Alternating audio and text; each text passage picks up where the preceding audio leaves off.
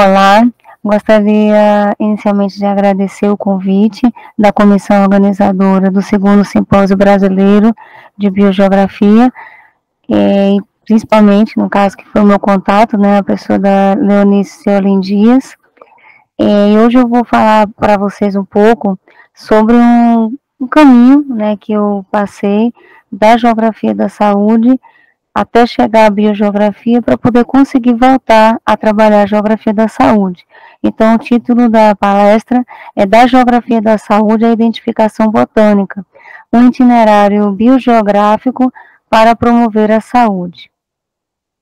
Meu nome é Priscila, eu trabalho na UFCG, no curso de licenciatura em Geografia, trabalho com disciplinas relacionadas à metodologia da pesquisa e também com a geografia da saúde, na área da pesquisa, mais especificamente a geografia da saúde, e a maneira que a gente divulga o trabalho é através do site, Facebook e Instagram. A UFCG, ela fica no estado da Paraíba, com sede em Campina Grande. Eu trabalho exatamente no município de Campina Grande.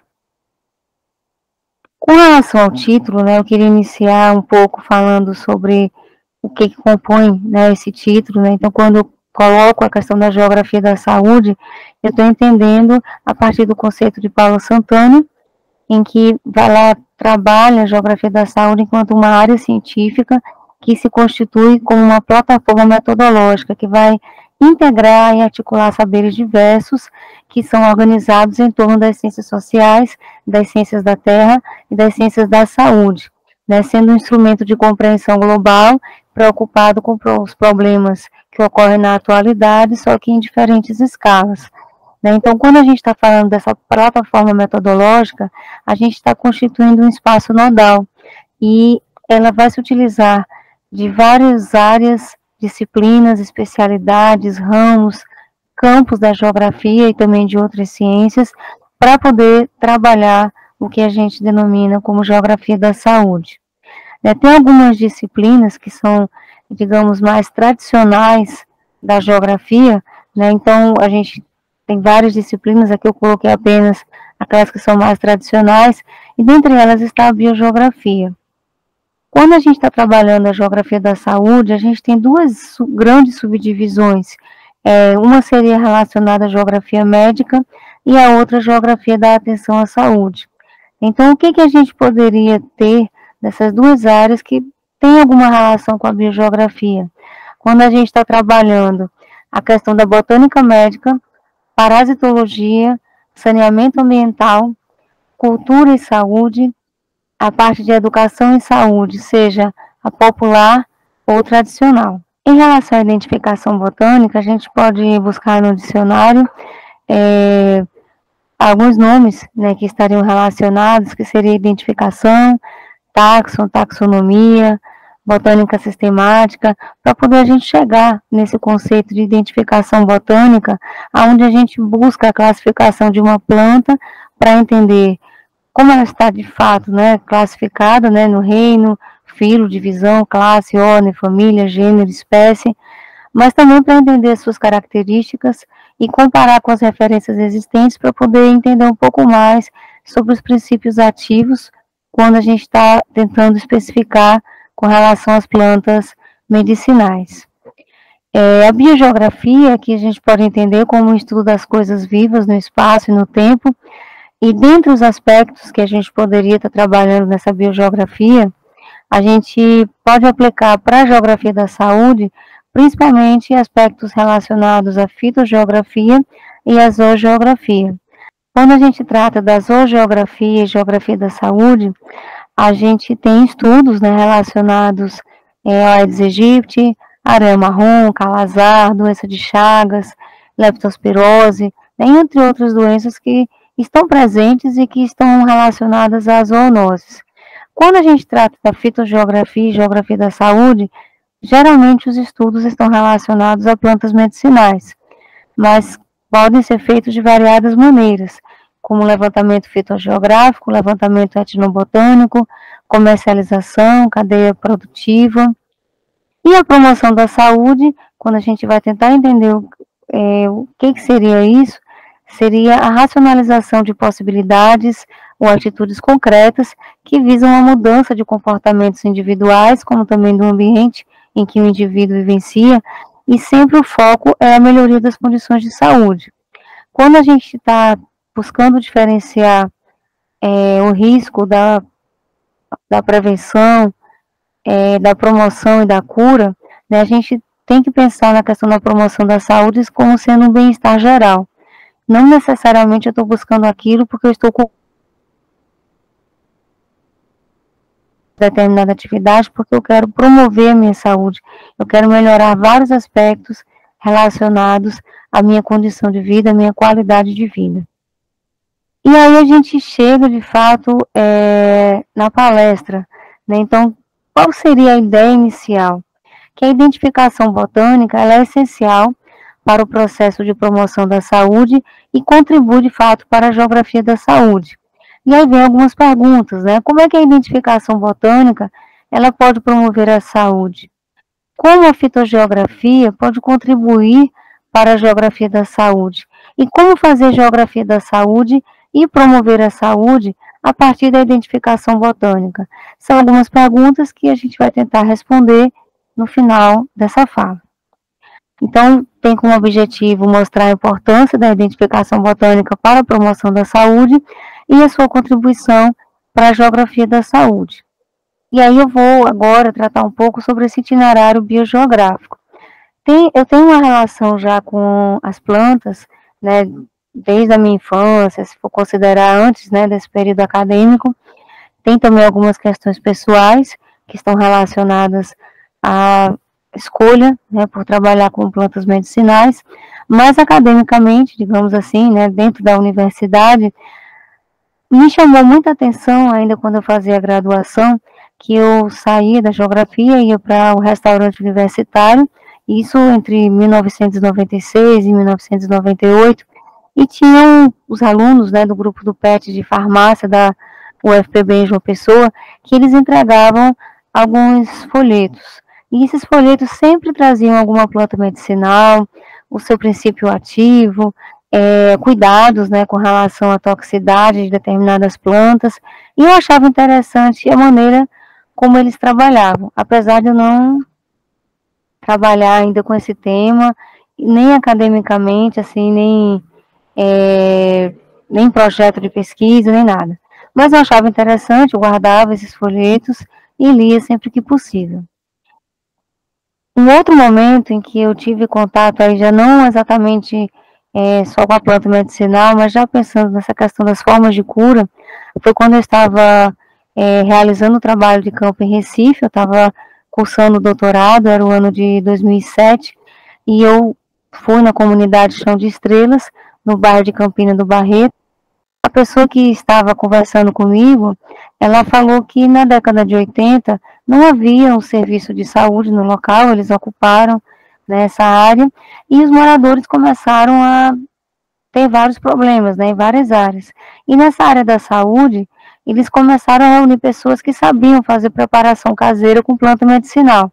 Então, quem soubesse fazer xarope, lambedor, pomada, tintura, né, várias outras coisas, se juntaram, começaram a aprender ainda mais a trabalhar com plantas medicinais, procuraram informações, cursos. Tinha uma pessoa que tinha feito medicina, que morava no bairro de Campina do Barreto e se interessou em ajudar o grupo e começou a ensinar, né, esse grupo a fazer o perfil epidemiológico.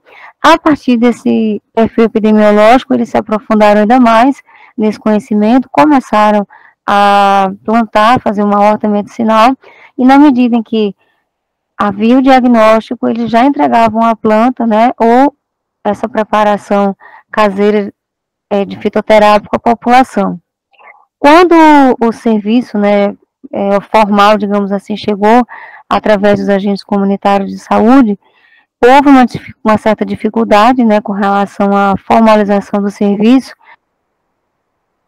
também teve que se adaptar um pouco a essa característica do local, né? Então, os médicos, eles tiveram que aprender um pouco também sobre essa questão de plantas medicinais, tiveram que aprender a lidar com esse conhecimento que a população já tinha adquirido e com esse costume da utilização de plantas medicinais, né? Então, a cura, ela vinha através do remédio também, né? Mas não só o remédio alopático, e também através das plantas medicinais.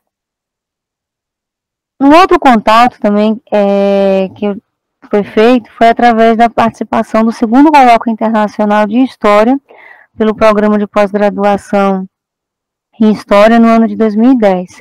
Então, a gente recebeu um tema, né, para falar sobre algum assunto, e eu fui falar um pouco sobre essa questão da medicalização, das formas de cura, né, várias formas de cura, e a partir daí foi feito um levantamento.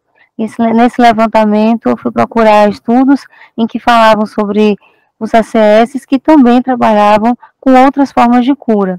E percebeu-se, né, que há um sincretismo entre esse conhecimento popular e científico no que diz respeito às formas de difusão de cura por parte do agente comunitário de saúde em todas as regiões brasileiras, né, pelo menos as que foram observadas nesses estudos. No ano de 2010, a gente tinha principalmente trabalhos que eram tipo dissertação, tese, eram trabalhos mais recentes. Poucos foram os artigos que foram encontrados. E percebeu-se também a necessidade de ampliar esse conhecimento sobre as várias formas de cura que eram difundidas pelos ACS. Esse trabalho foi apresentado a partir de uma mesa redonda, também um texto para poder apresentar no 5º Congresso Brasileiro de Ciências Sociais e Humanas em Saúde. O grupo, né, ao qual eu me juntei para poder apresentar esse trabalho, discutiu, fez várias perguntas em relação a esse trabalho, e teve uma pessoa que me chamou a atenção.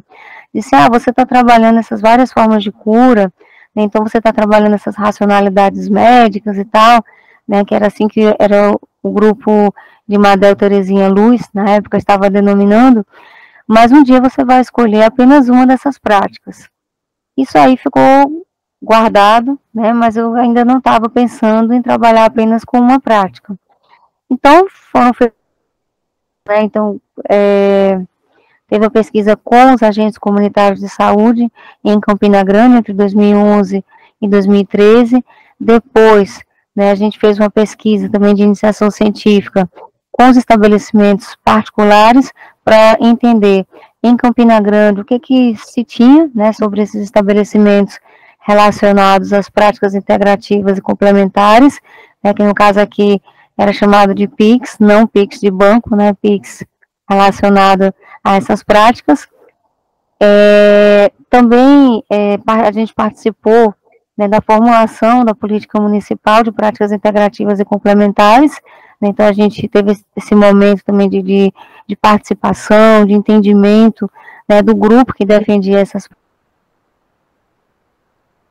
práticas. A gente foi buscar, nas unidades básicas de saúde, quais delas já existiam ou que se existia infraestrutura para isso. E, dentre elas, foi encontrada essa unidade básica de saúde, a Luísio Salviano Farias, no bairro Três Irmãs, aqui em Campina Grande, no estado da Paraíba, e lá eles fizeram um horto, né, de plantas medicinais, e também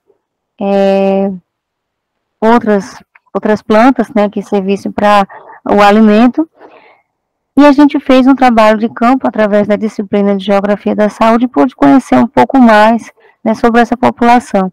Então, essas plantas medicinais, elas eram mantidas pela própria comunidade, que ajudava no cultivo, ajudava na manutenção e auxiliava as enfermeiras a trabalharem com essas plantas medicinais da entrega. A médica também, ela auxiliou nesse diagnóstico, e a enfermeira, junto com as pessoas da comunidade, traziam as plantas medicinais e entregavam para a população que necessitava.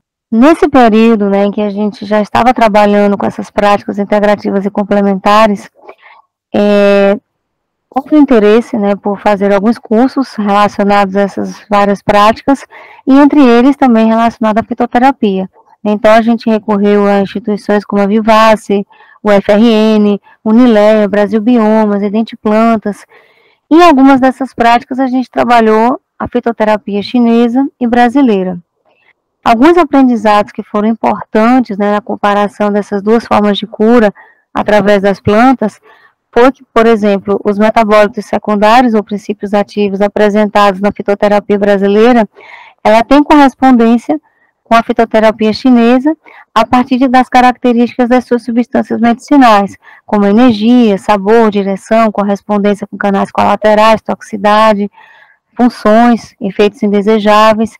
E o tempo de duração para você utilizar uma planta, um medicamento fitoterápico na medicina científica, né, então você tem que, tipo, determinada planta, né, pelo menos quando eu estava fazendo a especialização, tinha apenas a especificação que a planta deveria ser tomada por um período curto de tempo ou traria efeitos colaterais. Já na medicina chinesa, ela vai falar muito dessa questão da energia quente ou fria. Então, se ela tende a ser uma planta que ela tem uma energia muito quente ou muito fria, ela tem que ser tomada por um tempo menor do que aquela que tem uma energia que seria, digamos, mais neutra.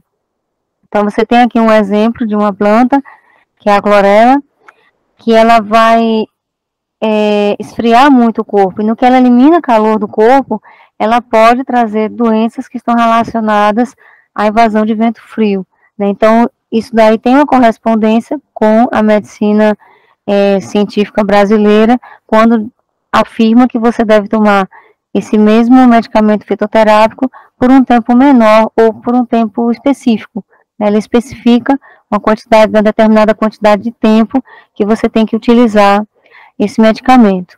Nesse mesmo período em que a gente estava trabalhando com pesquisas relacionadas às práticas integrativas e complementares, também houve a necessidade de começar a trabalhar com essa questão da fitoterapia.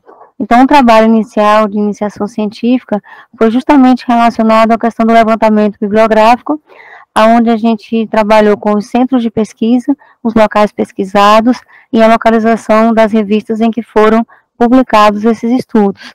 Então, a gente trabalhou muito com o Milton Santos para trabalhar essa questão dos espaços opacos e luminosos, e a gente vê que a densidade do conhecimento, ela está, pelo menos para esse estudo, né, relacionado principalmente à densidade na região sudeste, mas os locais estudados, né, que seriam os espaços opacos, eles foram principalmente a região, as outras regiões, né, norte, nordeste e sudeste.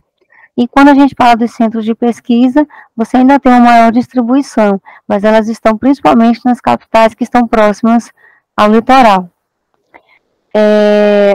A partir daí, a gente começou a trabalhar com essa questão da rede de comércio de plantas medicinais. Então, a gente trabalhou com os mercados e arcas, né, que aqui a gente tem uma espécie de comércio, né, como se fosse um centro comercial, que é chamado de arca. E nesses locais, onde se vendia plantas medicinais, a gente fez o levantamento, a gente encontrou, sim, muitas plantas medicinais, mas principalmente partes da planta.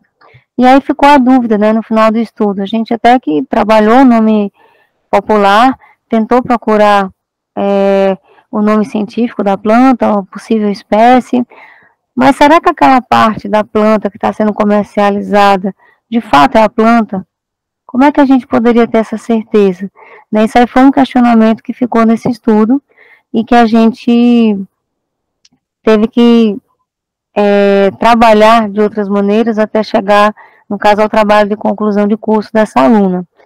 A gente também trabalhou com a questão de abordagens, né, sobre como é que as plantas medicinais elas estavam sendo abordadas nas unidades básicas de saúde.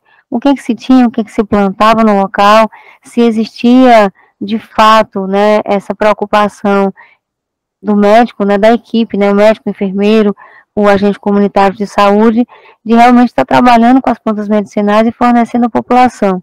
Então, trabalhou-se com essa questão do levantamento bibliográfico, mas também a aluna trouxe um pouco da experiência que ela tinha, já que ela trabalhava também em uma unidade básica de saúde, então ela conversava, ela tinha contato com as pessoas, e ela fez esse levantamento.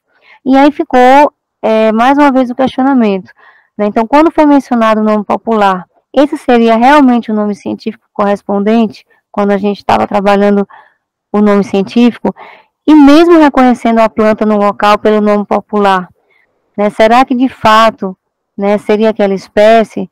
Essa espécie, ela de fato ocorre no estado da Paraíba, é uma espécie que ocorre com frequência, né, no estado da Paraíba, ou naquela mesorregião específica, né? Então são coisas que a gente também, são perguntas, né, que a gente começou também a fazer em relação a esse segundo estudo.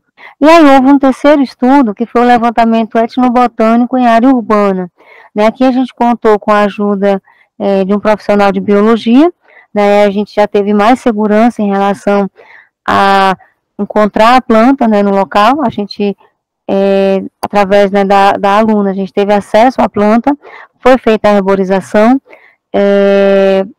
houve a identificação botânica, foi feito o mapeamento, e aí a gente tem essa questão da localização da planta pelo nome popular, foi inferido até o gênero, inicialmente, né, apesar de que um gênero pode ter várias espécies, e a gente só teve essa confiança da gente colocar o nome do gênero e da espécie exatamente porque a gente tinha esse biólogo que estava ajudando a gente nesse processo. E aí a gente ficou sempre questionando, né, por que a gente trouxe um biólogo agora para um estudo? Porque a gente ficava pensando na questão da segurança da utilização dessa planta, né, a partir apenas do nome popular, para a gente ter ideia de se o nome dessa planta tinha a ver com aquela espécie, para poder ter certeza que aquele princípio ativo tem de fato relação com aquela planta que a pessoa está consumindo. E aí a gente tem um outro estudo, que aí já foi feito por aquele mesmo biólogo, mas que agora ele já está trabalhando a área de estudo dele, então ele vai fazer também esse levantamento etnobotânico em uma comunidade agora quilombola, e mais uma vez vem um questionamento, quando estou em campo, o nome popular mencionado seria qual espécie de fato, né? Então houve toda uma pesquisa, né, exatamente relacionando com essa questão da localização geográfica, quais as espécies que são mais comuns e as características morfológicas também da planta para poder a gente chegar a essas espécies. E a partir daí a gente começa a pensar, né, tipo, qual seria a metodologia que seria mais eficiente para um geógrafo, né, uma pessoa que vem da geografia e está trabalhando com as plantas medicinais. Então a gente precisa, inicialmente, né, entender um pouco o bioma ao qual está inserida essa planta, onde foi cultivada essa planta, identificar os tipos de vegetação, né, o sistema fisionômico ecológico da área objeto de estudo, né, no caso aqui da gente, no estado da Paraíba. Precisa entender melhor, né, esses tipos de vegetação e também o uso do solo nos municípios em que a gente estudou, né, no caso aqui de uma pesquisa específica, a gente tem pelo menos 3 municípios, município de Prata, Nova Palmeira e Pedra Lavrada. Precisa também buscar insights e aplicativos, né, sobre plantas medicinais nos municípios em que será realizado o campo. Isso aí a gente poderia pensar no que seria o pré-campo, né, então, tipo, procurar no Google Acadêmico artigos que versem sobre essas plantas, né, que você tem um nome científico, que você tem um nome popular, pessoas que já estudaram, pessoas que já têm alguma experiência, né, e publicaram sobre isso. Então tem alguns indexadores que podem ser trabalhados, tipo o Google Acadêmico, Cielo, Biblioteca Virtual e Saúde, entre outros. Buscar também as famílias que são mais abundantes em cada um desses municípios, isso vai facilitar muito, né? Quando você for identificar, você já sabe qual é a família que é mais abundante, né, nesse local. Um dos sites que a gente pode procurar é o Species Link. Outro, também que é interessante é o iNaturalist, principalmente quando você está precisando ver a planta mesmo, como é que ela é viva, não apenas em um herbário, né, não herborizado e tal. Então você tem aqui a planta viva no seu ambiente, então você encontra, né, tipo, para cada município que a gente trabalhou, né, a pesquisa que a gente está trabalhando atualmente, a gente foi em busca dessas plantas. Tem alguns equipamentos que são interessantes de levar, certo, em campo. Isso aqui a gente está pensando num levantamento que seria o mais simples possível, certo, valorizando principalmente aqui essa questão da fotografia. Então você precisa ter uma ficha de campo, em que você precisa anotar algumas informações gerais de localização, condições ambientais, observações gerais sobre a planta ou as plantas que você estiver estudando. Fazer fotografias, né, você fazer o registro fotográfico do caule e detalhes desse caule, ramo, folha, flor, frutos, sementes, né, então você buscar uma fotografia que auxilie você a depois, né, fazer o pós-campo e identificar de fato a planta. Levar lápis, o ideal é levar lápis com borracha já, porque já diminui um pouco o que você vai levar. Um alicate de poda, caso você precise cortar, né, uma partezinha, um ramozinho para poder fotografar. Máquina fotográfica pode ser profissional ou um celular, né, você pode utilizar. Um tecido ou algo que possa servir de fundo, né, para poder fazer esse registro fotográfico em detalhes. O preto, né, de acordo com o que foi visto em cursos, né, o preto seria o ideal, mas se você não tiver o preto, pelo menos uma cor que seja mais homogênea, que destaque a planta. No caso aqui a gente pegou uma prancheta mesmo, desse tamanho A4, né, não deu para ser uma prancheta de 30 por 40, né, mas pelo menos uma prancheta tamanho A4, a gente encapou com papel adesivo preto, e a gente tem utilizado para isso. Também trabalhar com binóculo, né, caso você precise observar uma árvore, alguma coisa que seja mais distante. Treina, fita métrica, também é interessante em alguns casos, e até mesmo se você trabalha mais com árvores, né, você pode trabalhar também com o estilete para poder tirar um pouco da casca, sentir o cheiro, né, isso também pode ajudar a auxiliar nessa identificação botânica. Em campo, né, caso você não tenha os equipamentos, os instrumentos de medição adequados, você também pode utilizar alguns aplicativos de celular para obter essas informações. Alguns que a gente tem utilizado, né, geralmente é o GPS Teste, GPS Map Câmera, Altímetro, Humidity e Meteorhead. Então a gente tem trabalhado com esses aplicativos, podem não ter talvez a melhor precisão do mundo, mas eles têm auxiliado a gente em campo, né, à medida que a gente está realizando os trabalhos de campo. O registro fotográfico, ele precisa ser estratégico e ele precisa estar associado à ficha de campo, né? As informações que estavam na ficha de campo, por exemplo, o ambiente que está, isso aí é colocado muito no curso do Idente Plantas, né, que vocês podem encontrar no YouTube, podem encontrar nas redes sociais, né? Então, eles têm essa sequência que eles trabalham, né? Então, você tem essa questão do ambiente em que a planta está, o hábito, né, saber se é uma árvore, uma palmeira, uma erva, um subarbusto, um arbusto, etc. Detalhes, né, o ideal é que seja o mais combinado e claro possível, né, então fotos com fundo homogêneo da planta a ser identificada. Se você não tem condição de trabalhar com esse fundo homogêneo, você tentar fazer um registro em que o céu, ele sirva como sendo o seu fundo homogêneo, né, então pode ser também feito dessa maneira. Se for possível ter acesso, né, você fotografar a raiz, né, então você fotografa a raiz, a gema axial, para identificar se a folha é simples ou composta, as folhas, né, para você entender a questão da filotaxia, pulvino, estípulas, nectários, extras florais, o caule, ramos, para você entender um pouco sobre essa disposição dos ramos, né, lenticelas, espinhos, aculhos, né, gavinhas. Então você precisa observar detalhes ali no caule e também nos ramos. Flores, né, todas as características, você fotografar de frente, na parte de trás da flor, detalhes, né, dessa flor. Fruto, e, sendo possível, você cortar o fruto, ter acesso à semente, também fotografar a semente, que também auxilia nessa identificação. Teve alguns casos em que a gente foi a campo e a gente não chegou até a planta, mas a pessoa chegou e trouxe a semente. Disse qual era a planta, disse para que servia e trouxe a semente. Então, a partir daí, a gente teve que tentar também trabalhar um pouco até chegar numa possível espécie, ou pelo menos o gênero.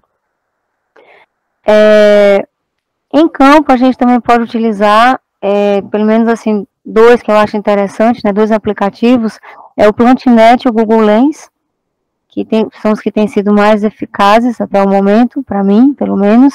E aqui só um exemplo, tipo, a gente tem aqui uma planta que eu fiz a fotografia, coloquei no Plantinet lá em campo mesmo, então ele já me deu um possível resultado, Então, ele sugeriu que seria da família Cactaceae e me passou 3 possíveis espécies, certo? A partir dessas 3 possíveis espécies, eu fui pesquisar sobre essas espécies. Então, você começa no pós-campo já a organizar, tipo, eu já tenho algumas sugestões. Eu fui pesquisar as sugestões e apenas essa primeira planta, Tachinga inamoena, é que você tem, de fato, a ocorrência dessa planta no município em que foi visitado. A partir daí, eu peguei essas fotos que eu fiz em campo e fui trabalhar também no site do GBIF. Então, a partir daí, eu fui fazendo a comparação das fotografias e aí a gente começa a entrar um pouco na morfologia da planta para poder entender o que combina, o que não combina, o que está próximo, o que não está próximo. No GBIF também a gente vai ter como que essa planta ela está distribuída no espaço geográfico. No caso dessa planta, ela está principalmente no Brasil, no mundo inteiro ela está no Brasil e principalmente na região Nordeste, em especial o semiárido, da onde você tem mais as cactáceas. A partir daí, eu tive condição de fazer a identificação da planta. Outras maneiras de você organizar e pesquisar mais, seria a partir de pesquisas em artigos, livros, TCCs, tanto de graduação como da pós-graduação, que façam menção a essa espécie com a sua descrição. O ideal, claro, seriam estudos em que você tivesse o estudo feito ou próximo ao município, ou pelo menos naquela região próxima ao município que você está estudando. Pesquise em outros aplicativos, em sites, plataformas, portais, redes sociais, dentre eles você tem Reflora, Guia de Campo, o próprio Identiplantas, que eu já mencionei aqui, e trabalhar também com a chave de identificação. Lembrando que nem sempre a gente tem acesso a tudo, nem sempre a gente encontra em todos esses recursos, a informação sobre a planta que a gente está precisando, mas a gente tem condição de ter essas várias possibilidades até a gente chegar a uma possível planta. Então, pelo menos nesse último estudo que a gente tem realizado, a gente já tem alguns resultados, a maioria, a gente conseguiu de fato identificar a espécie. Quando a gente não conseguiu identificar a espécie, por falta de mais informações, a gente chegou pelo menos no gênero, e a gente vê algumas plantas que elas estão presentes, assim, se não em todos esses 3 municípios, mas pelo menos em 2 deles, Então, tipo, a gente tem a Baraúna, o Braúna, dependendo do local, onde a gente tem aqui na Prata e na Pedra Lavrada, Craibeira, também é uma que a gente conseguiu identificar já nos 3 municípios, o Cumaru, também, que a gente pode identificar nos 3 municípios estudados. Aqui vocês têm também aqui o exemplo de, por exemplo, essa unha de gato. Por que a gente não conseguiu chegar na espécie? A gente chegou apenas no gênero. Porque quando a gente foi pesquisar, a gente encontrou pelo menos 2 plantas que tinham o gênero Senegalia, mas elas eram de espécies diferentes e estavam na mesma região geográfica. E como não houve acesso à fotografia, a pessoa apenas entregou, nesse caso, uma lista, então a gente não tinha condição de saber, a partir da lista, qual seria de fato a espécie. Então, no máximo, a gente chegou ao gênero para poder a gente colocar, como se trata de um horto que as pessoas comercializam essas plantas medicinais em forma de florais, em forma de medicamento fitoterápico. Então, existe um determinado controle, mas não houve a possibilidade da gente entrar no local e fotografar no dia que a gente foi a campo, né, no caso de Nova Palmeira. E aí a gente começa a perguntar, né, tipo, nessa última pesquisa, como é que eu iria promover a saúde, né, a partir dessa última pesquisa?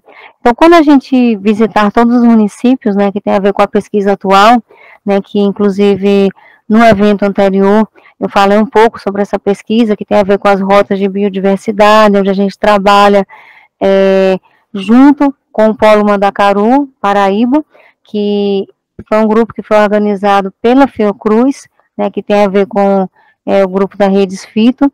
Então, eles estão auxiliando vários produtores, comerciantes, pessoas que querem trabalhar com a pesquisa também relacionada a plantas medicinais no estado da Paraíba, estão auxiliando essas pessoas a tentar, a partir da identificação de plantas, ver o potencial, né, para produção de fitoterápicos que seja realmente possível a comercialização de forma escalada e, a partir daí, promover o desenvolvimento local e regional, mas com sustentabilidade. Se a gente, de fato, conseguir esse desenvolvimento local e regional com sustentabilidade, a gente estaria conseguindo promover a saúde. Então, agora tentando responder, né, algumas perguntas. Então, como que a identificação botânica pode promover a saúde? Então, a certeza, né, no uso da planta medicinal correta pode ajudar no equilíbrio do corpo no dia a dia, além de proporcionar sabores e experiências diferenciados, né, que vão fazer bem à alma e vão promover a saúde, né. Então, quando a gente utiliza um tempero, quando a gente toma um chá, né, no final da tarde ou qualquer hora do dia que a gente queira, quando a gente está num jardim de plantas medicinais, a gente tem a possibilidade de promover a nossa saúde. Como a fitogeografia, ela pode contribuir para a promoção da saúde. Então, você tanto pode pensar nessa questão do uso correto de plantas medicinais, como a partir do simples contato com plantas, né? Seja um ambiente de cultivo, num ambiente planejado, aqui como o Jardim Botânico em Curitiba, como também na mata nativa, como a gente tem aqui a Mata Pau-Ferro, em Areia, aqui no estado da Paraíba. Como fazer a geografia da saúde e promover a saúde a partir da identificação botânica? Então, algumas sugestões estão relacionadas a esse último estudo que a gente está fazendo, seria promovendo visitas a locais em que seja possível realizar a identificação botânica e, ao mesmo tempo, promover um bem-estar geral e auxiliando no processo de desenvolvimento local e regional. Aqui estão algumas referências, né, que foram utilizadas na apresentação, inclusive de livros, dos TCCs, né, e trabalhos de iniciação científica que foram utilizados. E eu gostaria de agradecer mais uma vez a oportunidade, né, à comissão organizadora do evento, e aqui está o meu e-mail para contato, caso alguém queira tirar uma dúvida ou queira também contribuir ainda mais, né, porque aqui a gente está falando de estudos que foram finalizados, mas também estudos que ainda estão continuando e estão sendo aprofundados, né, ao longo do tempo. Muito obrigada pela atenção.